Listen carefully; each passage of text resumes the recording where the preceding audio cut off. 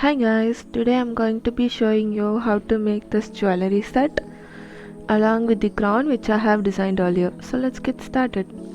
Things you would need are clay, a surface to roll it, and a roller. Some sort of cream or any oil would do. Now I'm using homemade clay. You can either use a store-bought one or you can make it at home. The first thing I'm going to be doing is the pendant part. So here I'm not using any of the tools that are used to sculpt clay, because if you are a beginner you might not have any of the tools, so I'm not going to be using any tools. You can easily follow me. So while you are making something smaller, just to make sure that it is on the correct size, use a cutter and then measure the clay, then you can make it. So these are the petals of that flower. While you stick a clay onto another clay, make sure that everything is wet, and you should score it a little so that it sticks well. That's it. So you can follow the pattern and make all of the other petals. Now I'm making the center.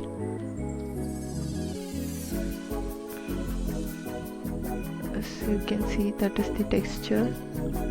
I'm going to be making that leaf like bead.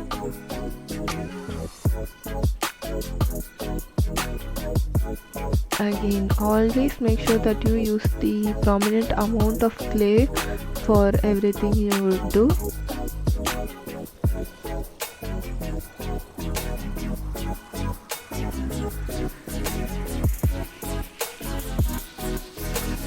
You can add texture to it if you want, but I like it to be flat and nice. This is the cylindrical beads I have used. For the leaf-like beads, you can either put the hole on the top of it or on the sides of it.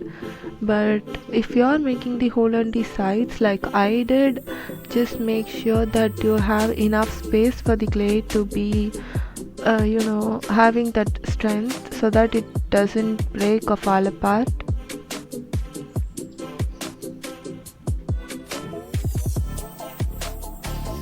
So this is another cylindrical beads.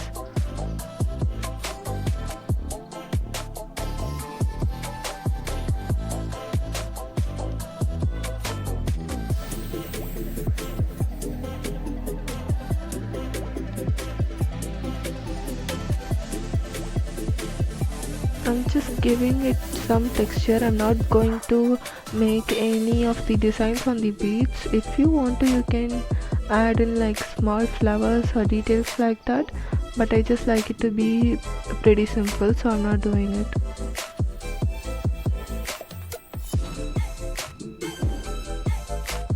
And this is the last bead I used for the fillers, and that's it.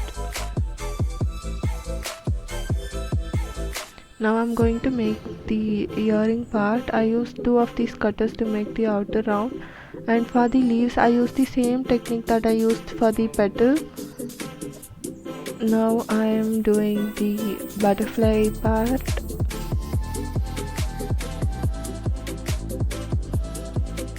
So if you have any doubt, you can comment on the comment section below, and I am happy to help you out.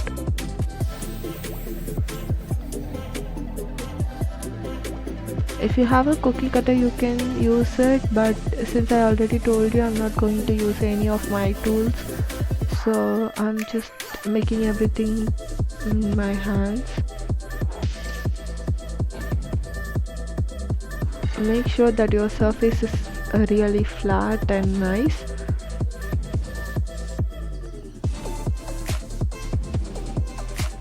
That's it.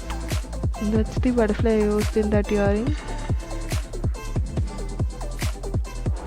So the flower is the next thing that I'm going to be showing you.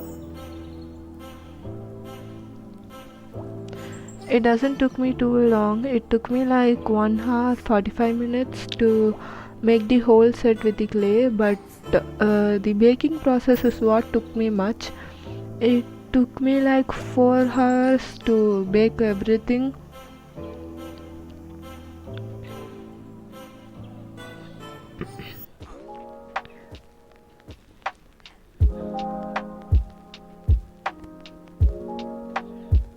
And also be sure that you make it in the correct shape, because it's going to shrink after you bake it.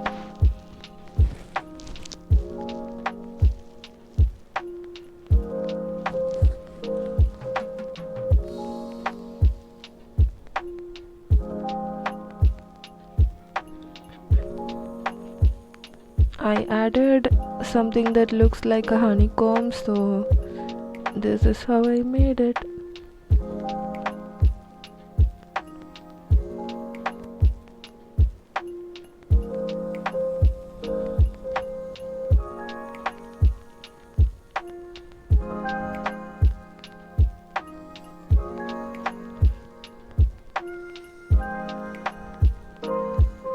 So anything that sticks apart from your jewelry, like that blue beads I have added in the earring, you have to add something that kind of gives it strength to stick. So here I am using this copper wire, but you can either use a toothpick or anything would do. So make sure that it sticks pretty well onto the copper wire, and then stick it along with the clay part which you want it to be. As you can see, it's not dried, but still it is strong enough. So yeah, when you bake it, it's going to be a hardening, so that would make it stick in the place. Now here I am going to show you how to make that rose that I have added in the crown. You have to use this in the rose, because this is how you are gonna add it into the crown. You cannot stick the clay onto some part without using a wire or something, so this is pretty important.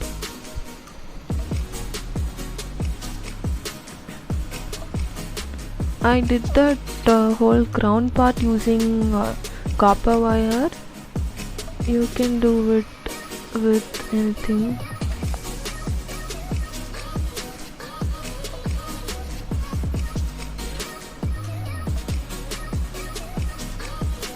I sort of tried all the other ways to make a rose, but they are not strong enough, and they doesn't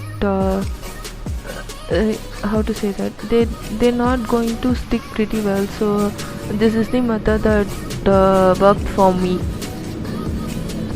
But yeah, this is only the method that I used, but there are a lot of methods to make roses. You can try them out. This is sort of a whole block of clay, so this is not going to break for sure, so I'm using this method.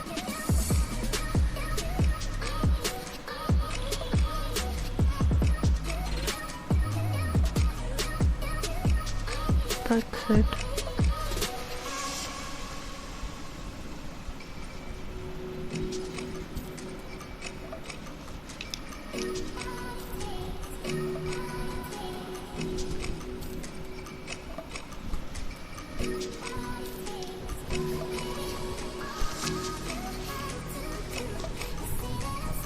You can see here, this is what I made here. After making all of these, you can bake it with this instruction I have given. So these are the clay I baked. Now I'm going to paint them with black, but this is absolutely optional. I want it to be pretty black, so I'm painting it with black, but you can either skip it, or you can also use acrylic paint to paint them. As you can see, this gives it a shinier effect, and it gives that black color which works as a base, so I'm using it. Now this part is important, so you probably cannot skip coloring things. I'm going for a gradient look, so I'm just coloring the tip of it.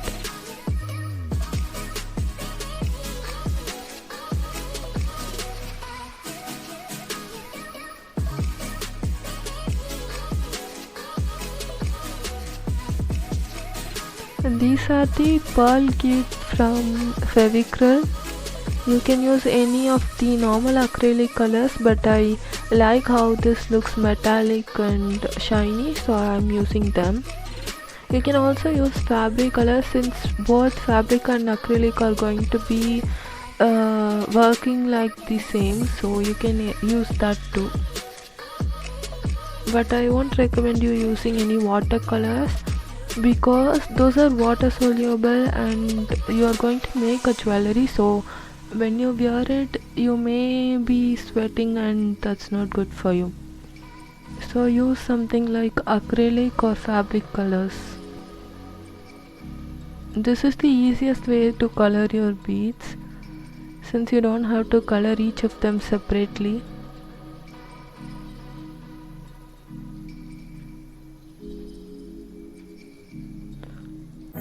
Yes, I'm making my hand messy, but you can use gloves or you can do it on any surface too. Since I don't care about my hand that much, this doesn't bother me. I recommend you to use the gloves if you have one. Since I told you I'm not going to use any tools or something, I'm just making everything with my hands. That's okay, I'm going to wash it anyway.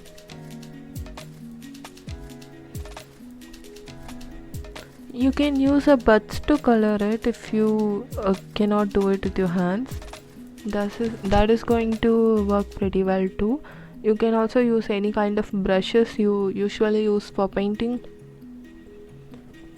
So if you're using nylon thread, this is not important. This is not something that you have to do. But if you're using a thread like mine, you have to use gum to make it stiffer on the edge, so that your beads easily slide into it.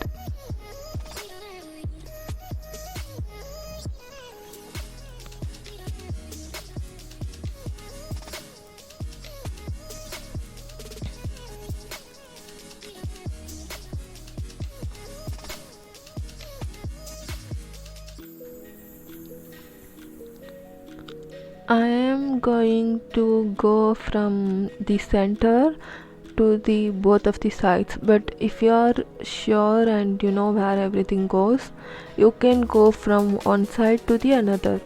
But this is how I like to work, so that I can see how it comes together. So yeah.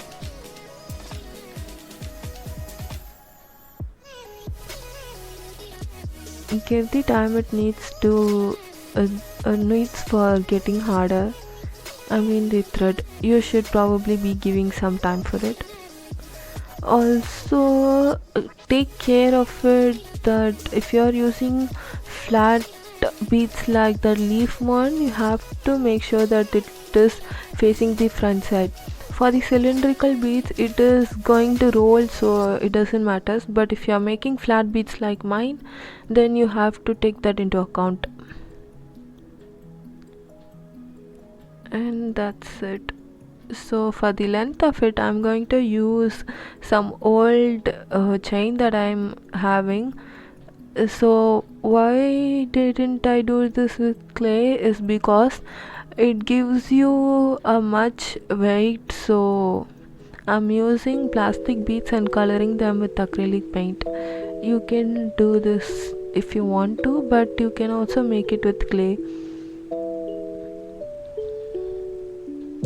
So I added in all of the beads and I didn't shoot that part. You can see that I've added.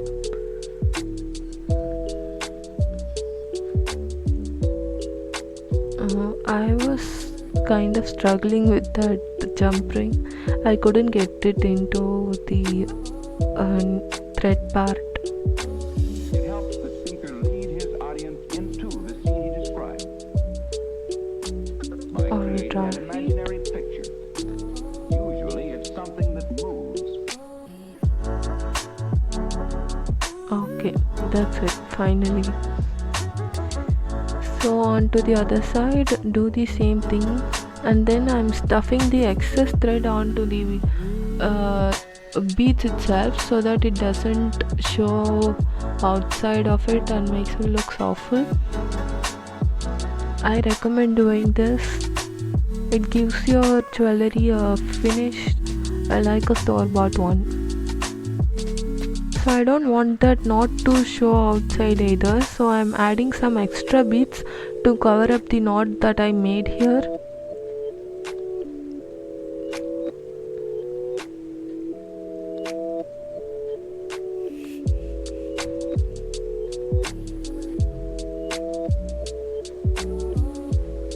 Okay. So the necklace part is done.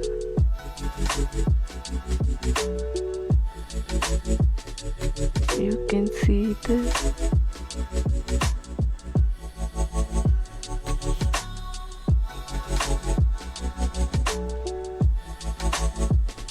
I'm trimming the excess thread which I stuffed into the beads earlier. So for this I used a jump ring which I made from copper wire because that was too thick for the normal jump ring that you can buy in store. So you can do this at your home like I'm doing it.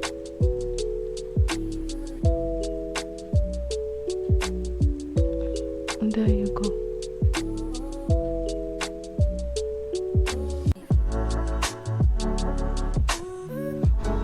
You can use any of the round things to roll that jump ring.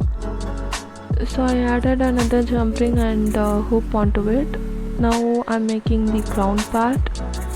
For the crown part I already made that copper wire. You just have to take a long wire and then take the measurement of your head where it goes and then twist 2 wires around it, so that is going to be the base of your crown.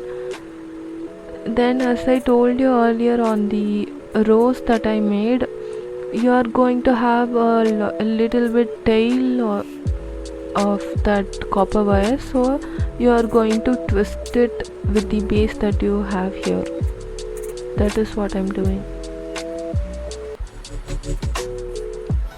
Don't worry, we are going to cover everything with a satin at last, so if it is messy, don't bother about it. We are going to cover that at the end of it.